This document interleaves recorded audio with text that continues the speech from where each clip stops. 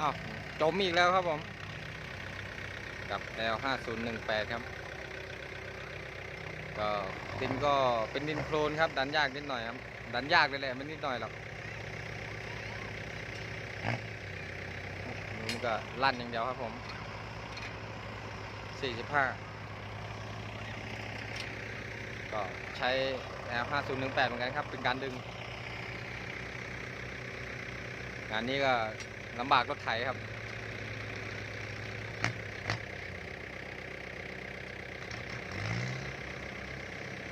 มาดึงครับดึงแล้ว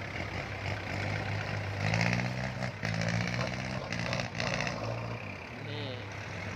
ขึ้นแล้ว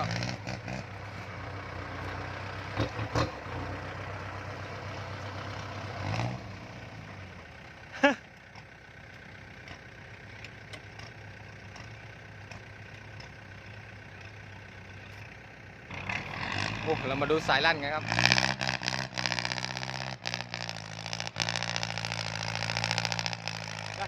คันนั้นน่าจะแรงพอสมควรครับเอาเขาไม่อยู่จริงดินโคลน โอ้ชอบอย่างเงี้ยแก้วเลย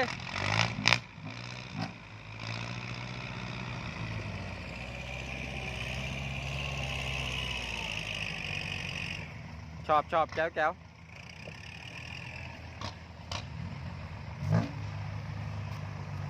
ลบรถก่อน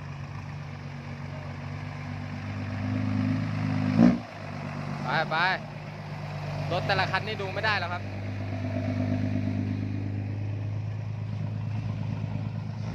นี่ก็เป็นที่เทนะครับผม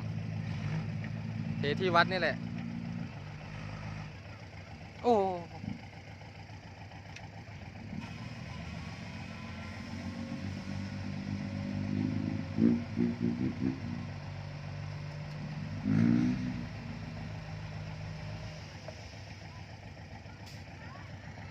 อ้าว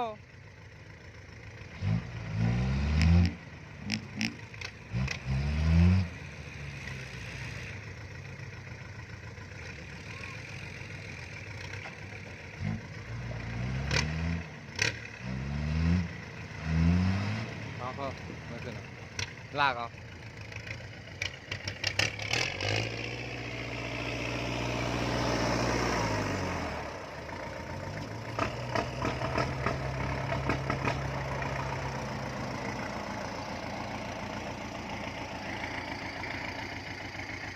ฝาท้ายมันไม่ค้ามนั่นน่ะ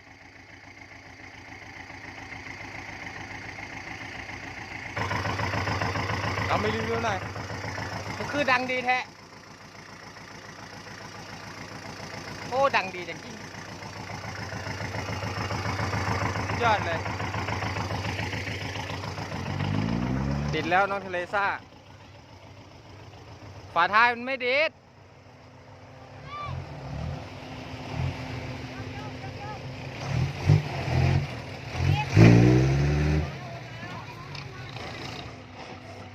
พอเจ๊งัดฝาท้ายฉันงัดแล้วรอบหนึ่ง นะ ฉันงัดแล้วขอบคุณผู้ช่วยจำเป็นนะคะเอ้าไม้ใส่เป็นขาหมด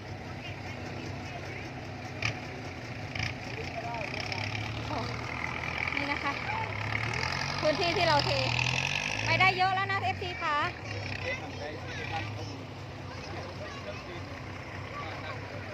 นี่ได้ไม้เนี่ยมาใหญ่ไปวันนี้รถไถมารุม3 คันนะคะ แต่ด้วย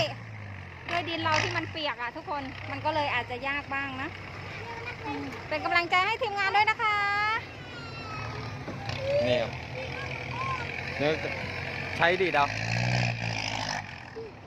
าไม้มาดีด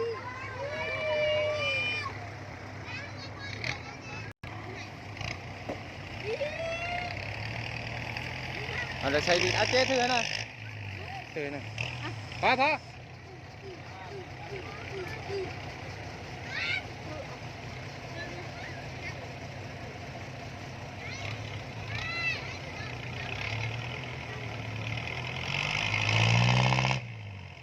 ระวังมันดิดโดนไฟเด้อ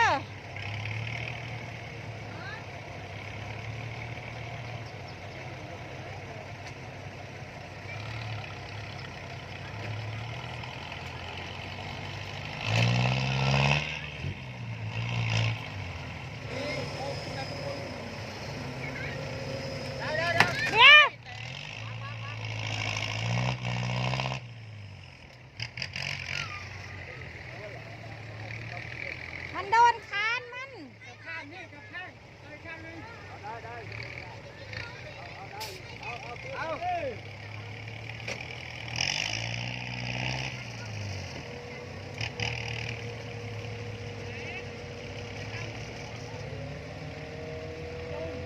จมจมจมมันจมมันมันสไลด์ลงไป เอาโซ่มาดึงเลย ไม่มันไม่มีอันนั่นเกาะดิมันไม่มีตัวเกาะอ่ะหาดูท่าที่เกาะที่มีที่เกาะไหมล่ะ กองหูแนบเลยกองหูแนบ มีอะไรคล้องมั้งล่ะ เนี่ยกองหูแนบกองหูแนบเลย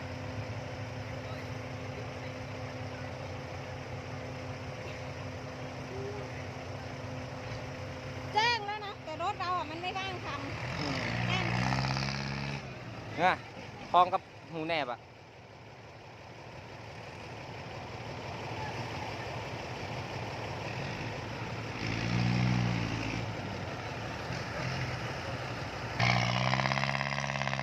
ฝั่งนั้นก็ลั่นไปครับผมฝั่งนี้ก็จม ไม่รู้นี่ก็ยังไม่ได้ทำหูไอ้หูปล่อยนะเดี๋ยวสอดกับอันนี้ไปเลย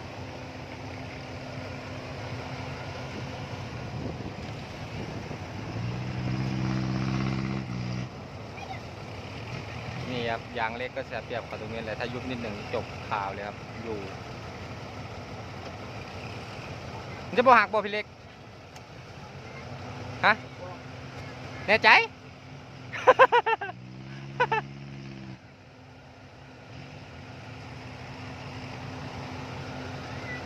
ใส่เส้นเดียวกันได้แล้วมั้งเขาคัดพวกลุ้นหมดละเตี้ยเยอะรูดนะจะรูดไหม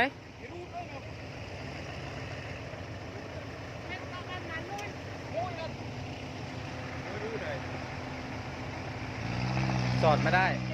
มันติดคอมแอร์มันติดหม้อน้ำมันนั้นเนี่ยมันสอดได้ไปเล็กข้างเดียวกันนะนั่นแหละไม่งั้นพี่เล็กก็ใส่ไม้ข้างบนก็ได้สอดอ้อมอ่ะ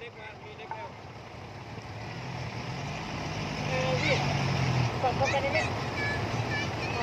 แล้วก็เอาไม้ไปขัดไว้เลยเอาดิ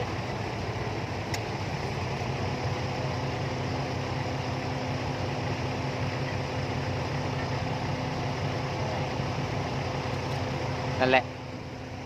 เอา ไปจะขึ้นไหมนี่ครับยางเล็กก็จะเสียเปรียบเขาตรงนี้แหละ45 ดึงครับ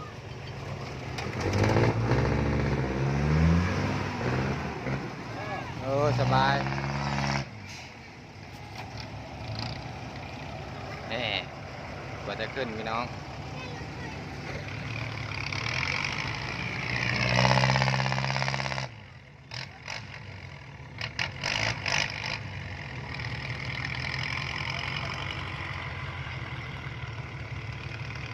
ลั่นอย่างเดียวโอเคครับคลิปนี้ขอจบไปเพียงเท่านี้นะครับผมอย่าลืมกดไลค์กดแชร์กดติดตามให้ด้วยนะครับคลิปนี้บ๊ายบายครับสวัสดีครับ